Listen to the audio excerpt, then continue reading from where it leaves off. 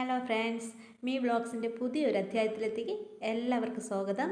ഞാനിപ്പോൾ തിരുവനന്തപുരം ജില്ലയിലെ അരീപ്പുറം എന്നൊരു കൊച്ചു ഗ്രാമത്തിലാണ് നിൽക്കുന്നത്. ഈ ബോർഡ് കണ്ടപ്പോൾ നിങ്ങൾക്ക് തന്നെ മനസ്സിലായി കാണും. നമ്മുടെ ഹൈന്ദവ തീർത്ഥാടന കേന്ദ്രമായ ശ്രീനാരായണ ഗുരുക്ഷേത്രം സ്ഥിതി ചെയ്യുന്ന ഒരു സ്ഥലമാണിത്. അപ്പോൾ ഇവിടെ ഞങ്ങൾ ക്ഷേത്രത്തിലോട്ട് കയറിയില്ല. ഈ അരുവിയൊക്കെ ഒന്ന് കാണാൻ വേണ്ടിയിട്ട് ഇങ്ങോട്ടാണ് ആദ്യം ഇറങ്ങിയത്. അപ്പോൾ ഇവിടെ ഞങ്ങൾക്കിപ്പം വേറെയും ഒരുപാട് ആളുകൾ വരുന്നുണ്ട്. ജസ്റ്റ് എല്ലാവരെയും ഒന്ന് ഈ അരുവിയൊക്കെ ഒന്ന് കാണാം എന്നുള്ളതിൽ ആദ്യം ഒന്ന് ഇവിടെ നോക്കിയിട്ട് പോകാമെന്ന് വിചാരിച്ചു. ഈ കാണുന്നതെന്ന് വെച്ചാൽ നാരായണ ഗുരുവിൻ്റെ ഒരു ചെറിയൊരു മന്ദിരം പോലെ അവർ വച്ചിരിക്കുന്നതാണ്. പിന്നെ അവിടുന്ന് ഞങ്ങൾ മുകളിലോട്ടൊന്ന് കയറിയായിരുന്നു. ഞാനും എൻ്റെ ഒരു ഫ്രണ്ട്സുമായിട്ടാണ് പോയത്. അപ്പം പുള്ളിക്കാരിയാണ് പോകുന്നത്. അപ്പം ഞങ്ങൾ ഈ വഴിയല്ല ഉദ്ദേശിച്ചത്, വേറൊരു വഴിയാണ് ഉദ്ദേശിച്ചത്. പക്ഷേ അവിടെ പൂട്ടിയിട്ടിരിക്കുകയാണ്. ഈ ഭാഗത്ത് ഇതിപ്പോൾ അവിടെ ചെല്ലുമ്പോൾ തന്നെ നാരായണ ഗുരുവിൻ്റെ എല്ലാവിധ അവിടെ പ്രതിഷ്ഠ ചെയ്യുന്ന വർഷം, തീയതി, ആരാണ് പ്രതിഷ്ഠ ചെയ്തതെല്ലാം ഉണ്ട്. അപ്പോൾ ഈ ബോർഡിൽ തന്നെ കുറേ കാര്യങ്ങളെല്ലാം നമുക്ക് മനസ്സിലാക്കാൻ പറ്റും. ഈ ഗേറ്റ് പൂട്ടിയിട്ടിരിക്കുന്നില്ലേ, ഇതുവഴി താഴോട്ട് ഇറങ്ങുമ്പോഴത്തേക്ക് അവിടെ കുറേ ആറ്റിലെ പാറക്കെട്ടുകൾക്കിടയിൽ ഒരു ഗുഹയുണ്ട്. ആ ഗുഹയ്ക്കകത്ത് ശ്രീനാരായണ ഗുരു കുറച്ച് ദിവസം തപസ് അനുഷ്ഠിച്ചിട്ടുണ്ടായിരുന്നു. അപ്പോൾ അതിൻ്റെ ഐതിഹ്യമൊക്കെ നിങ്ങൾക്ക് എല്ലാവർക്കും അറിയായിരിക്കും. ഞാൻ അതിലോട്ടൊന്നും പോകുന്നില്ല.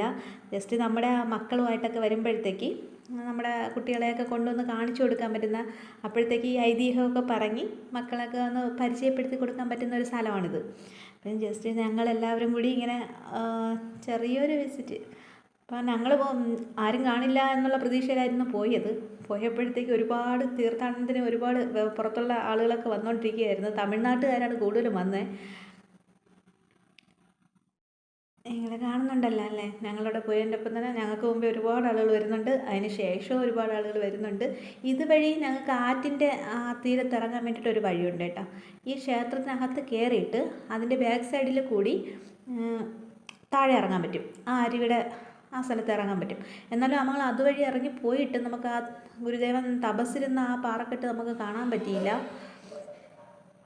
ഇവിടുന്ന് അകത്തോട്ട് കയറിയപ്പം എൻ്റെ കണ്ണിൽ പെട്ടെന്ന് പറ്റിയ ശ്രദ്ധയിൽപ്പെട്ട ഒരു വാക്യം ഉണ്ടായിരുന്നു. ഗുരുദേവൻ്റെ ഒരു വാക്യമായിരുന്നു, ആരിൽ നിന്നും നന്ദി പ്രതീക്ഷിക്കാതെ കർത്തവ്യം അനുഷ്ഠിക്കുക. അതിപ്പം നമ്മുടെ ചെറിയ മക്കളായാലും ശരി തന്നെ, നമ്മുടെ ജീവിതത്തിലായാലും ശരി തന്നെ, ഫാമിലി ലൈഫിലായാലും ശരി തന്നെ, നമ്മൾ ആരിൽ നിന്നും ഒരു നന്ദിയും പ്രതീക്ഷിക്കേണ്ട എന്നുള്ള ഗുരുദേവൻ്റെ ഒരു വലിയ വചനം നമുക്ക് മനസ്സിലാക്കാൻ പറ്റും. അപ്പോൾ നമ്മുടെ കർത്തവ്യം, നമ്മുടെ ജോലി എന്താണോ, പഠിക്കുന്ന കുട്ടികളാണെങ്കിൽ പഠിക്കുക, ഹൗസ് വൈഫാണെങ്കിൽ അവരുടേതായ മക്കളെ സംരക്ഷിക്കുക, ഭർത്താവിൻ്റെ കാര്യം നോക്കുക, ഇങ്ങനെയുള്ള എല്ലാ കാര്യങ്ങളും നോക്കുക. അതൊക്കെ ഒരു ഹൗസ് വൈഫിൻ്റെ കാര്യമാണ്. നമ്മളിപ്പോൾ ഒരു ജോലി സ്ഥലത്താണെങ്കിൽ ജോലിയിൽ ആത്മാർത്ഥത പുലർത്തുക, ഇങ്ങനെയൊക്കെയുള്ള കാര്യങ്ങളെല്ലാം ചെയ്യുക എന്നുള്ള ഗുരുദേവ് അവിടെ എഴുതി വെച്ചിരിക്കുന്നതിൻ്റെ അത് കണ്ടപ്പോൾ ഒരു സന്തോഷം. അപ്പോൾ അത് നിങ്ങൾക്കിപ്പോൾ കാണിച്ചു തരാം ഞാനത്. കണ്ടോ, ഇതാണ് ആ ഒരു വാക്യം, ആരിൽ നിന്നും നന്ദി പ്രതീക്ഷിക്കാതെ കർത്തവ്യം അനുഷ്ഠിക്കുക. എനിക്കിഷ്ടപ്പെട്ട ഒരു വാക്യമായിരുന്നു കേട്ടോ അവിടെ എത്തിയപ്പോൾ. പിന്നെ ഞങ്ങൾ അതൊക്കെ കഴിഞ്ഞിട്ട് അകത്തോട്ട് കയറിയില്ല. അവിടെയാണ് ആ പ്രതിഷ്ഠ ഉള്ളത്.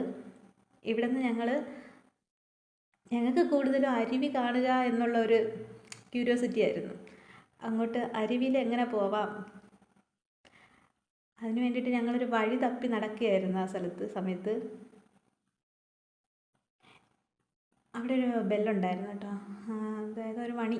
അപ്പോൾ അത് ഒരാളുടെ മകൻ മരിച്ചു പോയിട്ട് അവർ സംഭാവന കൊടുത്തതാണ്.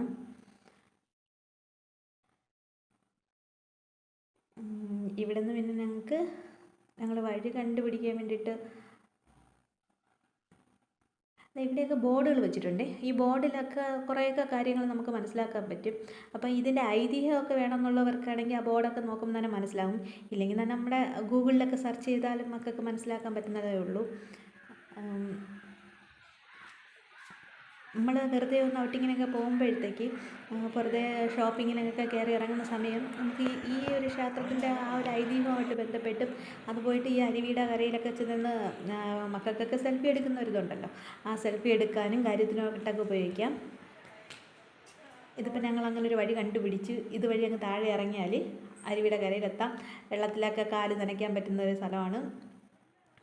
അധികം ഒഴുക്കൊന്നുമില്ല, എന്നാലും അവിടുത്തെ ആളുകൾ പറഞ്ഞു കേട്ടതനുസരിച്ച് ആ ഒഴുക്ക് നല്ല വെള്ളം വന്നാൽ അത് പൊങ്ങി മുകളിലോട്ട് കയറാൻ ചാൻസ് ഉണ്ട്. പെട്ടെന്നുണ്ടാവില്ല. അല്ലോ, നമ്മൾ മാത്രമല്ല ഒരുപാട് പേര് വരുന്നുണ്ട്. മിക്ക ആളുകളും വരുന്നത് ക്ഷേത്ര ദർശനം കഴിഞ്ഞാൽ ഈ അരുവിയിലൊന്ന് കാണുക, അരുവിയിൽ കാലുമുക്കുക, ഫോട്ടോ എടുക്കുക, ഇങ്ങനെയൊക്കെയുള്ള ഒരു സംഭവത്തിന് വേണ്ടിയിട്ടാണ് എല്ലാവരും ഇതിന് വേണ്ടിയിട്ട് ഈ വഴി ഉപയോഗിച്ച് താഴോട്ട് വരുന്നത്. ഞങ്ങൾ മറ്റോ വഴി ഇറങ്ങാമെന്ന് വിചാരിച്ചപ്പോഴത്തേക്ക് അവിടെ അടച്ചിരിക്കുകയാണ്.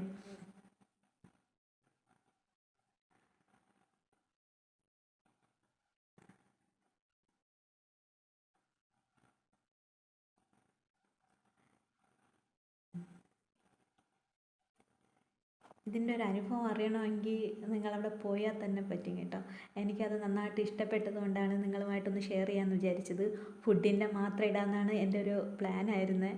ഇപ്പോൾ എനിക്ക് തോന്നുന്നത് ഞാൻ പോകുന്ന യാത്രകളും എനിക്കിഷ്ടപ്പെടുന്ന വചനങ്ങളോ വാക്യങ്ങളോ ഒക്കെ ചേർത്ത് നമ്മുടെ നാട്ടിൽ കാണുന്ന ആ കാര്യങ്ങളെല്ലാം നിങ്ങളുമായിട്ട് ഷെയർ ചെയ്യാൻ ഞാൻ ആഗ്രഹിക്കുന്നുണ്ട്. നിങ്ങൾക്ക് അത് ഇഷ്ടപ്പെടുമോ ഇല്ലയെന്ന് എനിക്കറിയില്ല. നിങ്ങൾക്ക് ഇഷ്ടമാവുകയാണെങ്കിൽ എൻ്റെ ചാനലൊന്ന് സബ്സ്ക്രൈബ് ചെയ്യണം, കമൻറ്റ് ചെയ്യണം, ലൈക്ക് ചെയ്യണം. ഇഷ്ടമാണെങ്കിൽ മാത്രം മതി കേട്ടോ.